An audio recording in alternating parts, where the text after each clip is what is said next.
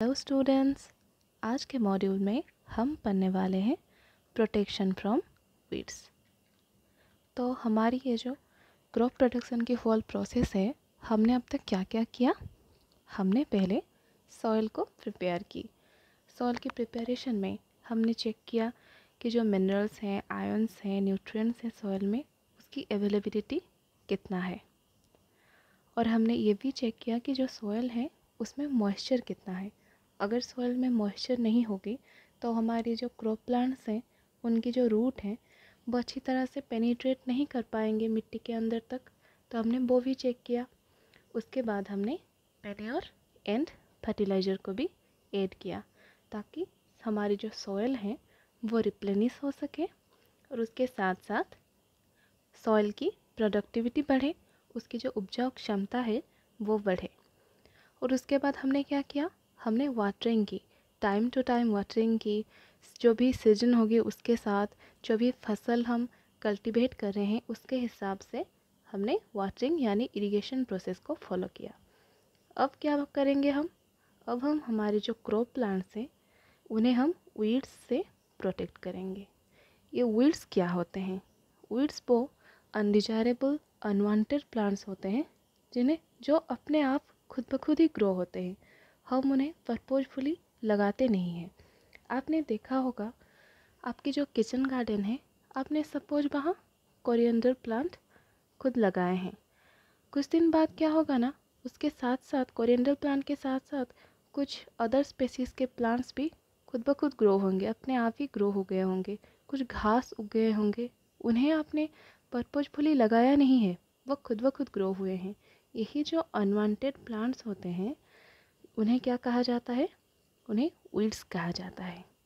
In a field many other undesirable plants में grow naturally along with the crop. हमारी जो crop है उनके साथ बहुत सारी अनडिजायरेबल प्लांट्स नेचुरली ग्रो हुए होंगे। This undesirable plants are called weeds. यही जो अनवांटेड प्लांट्स हैं जिन्हें हम लगाए नहीं हैं पर्पजफुली, वो खुद ब खुद ग्रो हुए हैं, नेचुरली ग्रो हुए हैं, उन्हें क्या कहा जाता है? वीड्स कहा जाता है। The removal of weeds is called weeding. ये जो वीड्स होते हैं उन्हें हमारी क्रॉप प्लांट से अलग करना की प्रोसेस को, जो रिमूवल ऑफ वीड्स, उसे क्या कहा जाता है? उसे कहा जाता है वीडिंग। इस प्रोसेस को वीडिंग कहा जाता है।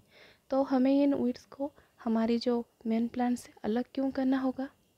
क्योंकि हमने हमारी क्रॉप प्लांट के हिसाब से जो भी मिनरल न्यूट्रिएंट्स हमारी फसल को ज़रूरत है, जो भी आयंस की रिक्वायरमेंट है, उसके हिसाब से हमने मैन्योर और फर्टिलाइज़र ऐड किए होंगे और हमारी फसल के हिसाब से ही हमने उन्हें टाइम टू टाइम वाटरिंग की होगी।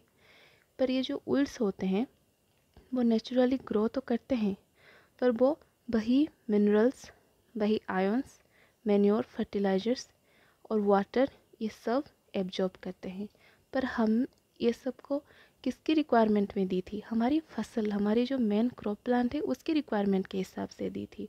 अगर ये वीड्स जो होते हैं वो भी हमारे मेन प्लांट के लिए रखा गया मिनरल, न्यूट्रिएंट्स, वाटर, इन्हें एब्जॉर्ब करेंगे तो हमारी क्रॉप प्लांट को सफिशिएंट नहीं मिल पाएगा ना, सफिशिएंट वाटर भी नहीं मिल पाएगा और सफिशिएंट मिनरल न्यूट्रिएंट भी नहीं मिल पाएगी।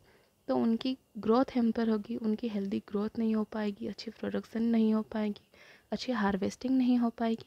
तो इन जो वीड्स होते हैं इन्हें हमारी मेन क्रॉप प्लांट से अलग कर देना, उखाड़ के फेंक देना काफ़ी ज़रूरी होता है। Weeding is necessary since weeds compete with the crop plants for water, nutrients, light, space। Weeding एक बहुत ही ज़रूरी प्रोसेस है, इम्पोर्टेंट प्रोसेस है। क्यों? क्योंकि ये जो वीड्स होते हैं वो compete करते हैं हमारे क्रॉप प्लांट्स के साथ। किस बेसिस पर? वाटर के बेसिस पर। मैंने अभी भी कहा हम वाटर हमारी फसल के रिक्वायरमेंट के हिसाब से देते हैं, पर ये जो वीड्स होते हैं वो हमारे फसल के लिए दिए गए वाटर को एब्जॉर्ब कर लेते हैं। तो अगर वाटर वीड्स ज़्यादा एब्जॉर्ब कर लेंगे तो हमारे जो मेन क्रॉप प्लांट हैं, हमारे जो फसल हैं जिन्हें हम कल्टीवेट कर रहे हैं, उनके लिए वाटर की बहुत कमी महसूस होगी उन्हें।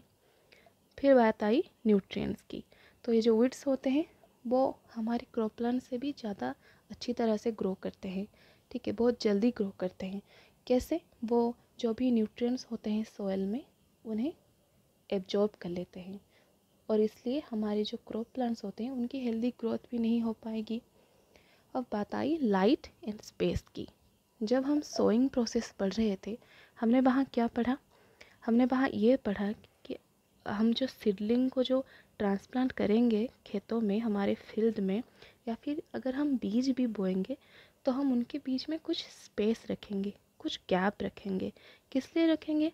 ताकि हमारे जो बीज होंगे या फिर हमारे जो सीडलिंग्स होंगे उन्हें सफिशिएंट सनलाइट मिल सके, उन्हें सफिशिएंट स्पेस मिल सके ग्रो करने के लिए। अगर उन्हें सफिशिएंट लाइट नहीं मिलेगा, स्पेस नहीं मिलेगा ग्रो करने के लिए, तो फिर उनकी अच्छी ग्रोथ नहीं होगी, उनकी अच्छी सस्टेनेंस नहीं होगी।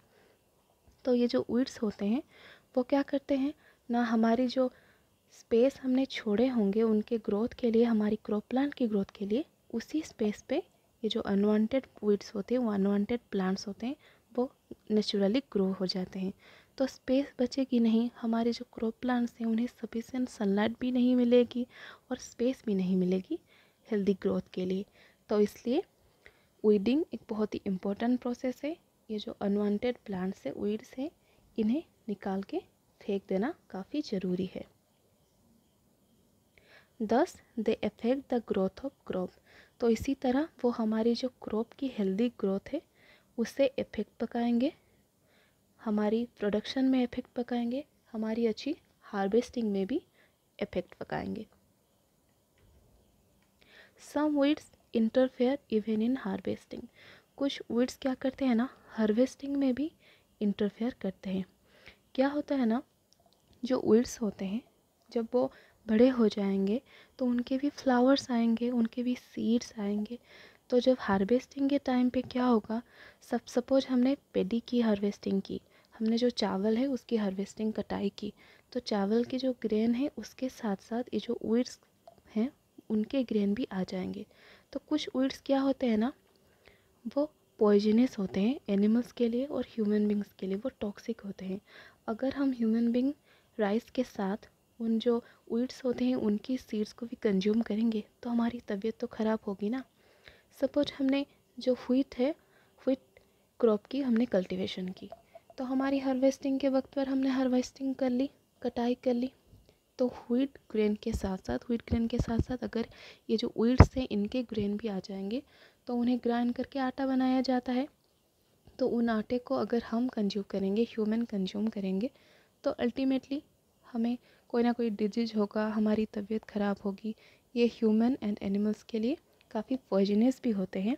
जब एनिमल्स क्या करते हैं ना, कभी कभी फसल खाने चले जाते हैं ना, तो उस वक्त पर अगर ये वो वीड्स को भी खा लेंगे, उनकी डेथ भी हो सकती है, उनके लिए भी पॉइजनस है। तो ये जो वीड्स होते हैं वो हमारी हार्वेस्टिंग में भी इंटरफेयर करते हैं, इसलिए वीडिंग को एक इम्पोर्टेंट स्टेप कहा जाता है। Farmers adopt many ways to remove weeds and control their growth. Farmers बहुत सारे वे अडॉप्ट करते हैं ये जो वीड्स होते हैं उनके रिमूवल के लिए, और उनकी ग्रोथ को कैसे कंट्रोल कर दिया जाए। Tilling before sowing of crops helps in uprooting and killing of weeds, which may then dry up and get mixed with the soil. तो पहला प्रोसेस क्या किया जाता है ना, टिलिंग यानी प्लोइंग कर दिया जाता है। प्लोइंग प्रोसेस में क्या होता था, उस प्रोसेस में हमारी जो सॉइल होती है वो लूजन हो जाती है और उसकी टर्निंग प्रोसेस होती है, ऊपर नीचे हो जाती है सॉइल। तो लूजन होने के बाद क्या होता है ना, ये जो अनवांटेड प्लांट्स होते हैं वो उखड़ जाते हैं मिट्टी से और फिर ड्राई अप होके मिट्टी के साथ मिक्स हो जाते हैं। तो सोइंग से पहले यानी आइदर सीड की ट्रांसप्लांटेशन हो या फिर हम जो बीज बोते हैं उससे पहले टिलिंग करने की ज़रूरत है, उससे पहले ही प्लोइंग कर देना होगा, ताकि जो भी अनवांटेड प्लांट्स होंगे वो अपरूट हो जाएं। ठीक है। The best time for the removal of weeds is before they produce flower and seeds. ये एक काफ़ी इम्पोर्टेंट प्रोसेस है, ये पॉइंट बहुत ही इम्पोर्टेंट है, आप इन्हें याद रखिए। क्या है इस पॉइंट में द बेस्ट टाइम, वो बेस्ट टाइम क्या है जो वीड्स होते हैं उनकी रिमूवल के लिए? पहला ये before they produce flowers and seeds, वो फ्लावर एंड सीड्स प्रोड्यूस करने से पहले ही उनकी रिमूवल ज़रूरी है, क्योंकि एक बार अगर जो वीड्स होते हैं उनके फ्लावर्स आ जाए, उनके सीड्स आ जाए, वो गिर जाते हैं मिट्टी में, वो हवा के साथ उड़ के फैल जाते हैं हमारे जो खेत होते हैं उसमें, तो क्या होता है ना, पहले पहले जो सीजन की पहले बेच की आपकी फसल की हार्वेस्टिंग हो गई, पर जो इसी पहली बेच की जो भी वीड्स थे उनके जो फ्लावर्स एंड सीड्स गिर गए होंगे हमारे खेत में, जब हम सेकेंड बेच में फिर से कल्टीवेशन करेंगे तो तभी वो जो पिछले बेच की वीड्स की जो फ्लावर्स एंड सीड्स पड़े होंगे हमारे खेत में, उससे बहुत सारे ज़्यादा अनवांटेड प्लांट्स की ग्रोथ होगी नेचुरली, तो काफ़ी दिक्कत आ जाएगी ना हमारी कल्टीवेशन प्रोसेस में। तो इससे पहले कि वीड्स की फ्लावर्स आ जाएं, सीड्स आ जाएं, उन्हें रिमूव कर देना चाहिए। ठीक है, ये काफ़ी इम्पोर्टेंट पॉइंट है, आपको याद रखना होगा। The manual removal includes physical removal of weeds by uprooting or cutting them close to the ground from time to time। Physically और मैनुअली भी weeds को रिमूव किया जाता है। कैसे? uprooting, उन्हें उखाड़ दिया जाता है, या फिर ग्राउंड से ऊपर की लेवल से काट दिया जाता है, कटिंग कर दिया जाता है थोड़ी सी ऊपर से लेवल पे। Time to time farmers check करते रहते हैं कब कब कौन सी जगह पे ज़्यादा वीड्स ग्रो हुए हैं, तो उनकी कटिंग कर दी जाती है। पर ये जो मैनुअल प्रोसेस है, फिजिकल प्रोसेस है, ये काफ़ी टाइम कंज्यूमिंग है और काफ़ी लेबर की भी ज़रूरत होगी। इससे बहुत वक्त लगेगा, क्योंकि हमारी जो खेत होती है वो काफ़ी लार्ज एरिया होती है ना, तो ये काफ़ी एफिशिएंट प्रोसेस नहीं है, ये बहुत ही लेस एफिशिएंट प्रोसेस है। तो ये जो मैनुअल प्रोसेस किसके द्वारा किया जाता है? एक टूल यूज होती है, उसे क्या कहा जाता है? खुरपी। खुरपी एक टूल है जिसे यूज करके वीड्स की रिमूवल की जाती है। इस फिगर में आप देखिए, इस टूल के कुछ पिक्चर्स दिए गए हैं, ये काफ़ी शार्प होते हैं एंड पॉइंट में, इन्हें कहा जाता है खुरपी। A seed drill is also used to uproot weeds. Seed drill भी यूज होता है। सीड ड्रिल को क्या किया जाता है? ट्रैक्टर के साथ अटैच कर दिया जाता है। ये प्लोइंग प्रोसेस यानी कि टिलिंग प्रोसेस में यूज होता है सीड ड्रिल।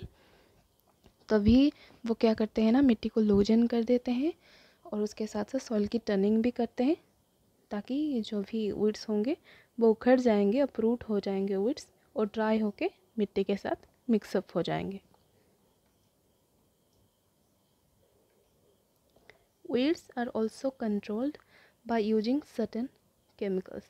ये जो weeds होते हैं इनकी ग्रोथ को भी कंट्रोल किया जाता है कुछ केमिकल्स यूज करके। उसे क्या कहा जाता है? वीडिसाइड्स। उन्हें कहता है वीडिसाइड्स। आपने सुना होगा, जो भी इंसेक्ट्स को किल करते हैं उन्हें हम कहते हैं इंसेक्टिसाइड, जो भी पेस्ट्स को किल करते हैं हम उन्हें कहते हैं पेस्टिसाइड्स। उसी तरह जो भी केमिकल्स यूज होते हैं वीड्स को किल करने के लिए, उनकी ग्रोथ को कंट्रोल करने के लिए, उसे क्या कहा जाता है? वीडिसाइड्स। तो वीडिसाइड्स के कुछ एग्जांपल हैं, जैसे कि 2,4-D, neem extract, glyphosate, ethyl ester. तो ये सारे एग्जांपल्स हैं हमारी वीडिसाइड्स की। 2,4-D, neem extract, glyphosate, that are spread in the fields to kill the weeds. तो इन्हें स्प्रे कर दिया जाता है वीड्स को किल करने के लिए। अब आपके मन में एक सवाल आ रहा होगा, ये तो केमिकल्स हैं, हम उन्हें यूज कर रहे हैं, तो कैसे वो हमारी जो मेन क्रॉप प्लांट्स हैं, क्या वो उन्हें डैमेज करेंगे? नहीं, ये जो हमारी मेन क्रॉप प्लांट्स हैं ना, उन्हें डैमेज नहीं करेंगे। ये सिर्फ और सिर्फ वीड्स को ही डैमेज करेंगे, उन्हें ही किल करेंगे। कैसे? क्या किया जाता है, हमारी जो वीड प्लांट्स होते हैं, वीड्स होते हैं, और हमारी जो मेन क्रॉप प्लांट होती है, इस दोनों प्लांट्स की जो फिजियोलॉजी होता है, मॉर्फोलॉजी होता है, यानी उनकी जो शेप साइज होती है, उनकी मेटाबॉलिज्म, उनकी ग्रोथ, ये सब में काफ़ी डिफरेंसेस होते हैं। ठीक है, जो क्रॉप प्लांट होते हैं वो मोनोकोट होते हैं, और जो वीड्स होते हैं वो डाइकोट। इसका मतलब यह है कि जो क्रॉप होते हैं उनकी कोटिलेडन में एक ही ऐसा होता है, और जो वीड होते हैं उनकी कोटिलेडन में 2 हिस्से होते हैं। तो जो भी वीडिसाइड्स प्रिपेयर किया जाता है वो ऐसे स्पेसिफिकली प्रिपेयर किया जाता है जो कि हमारे जो डाइकोट प्लांट्स हैं, जो भी वीड्स हैं, उन्हें ही हार्म पहुंचाएंगे, उन्हें ही किल करेंगे।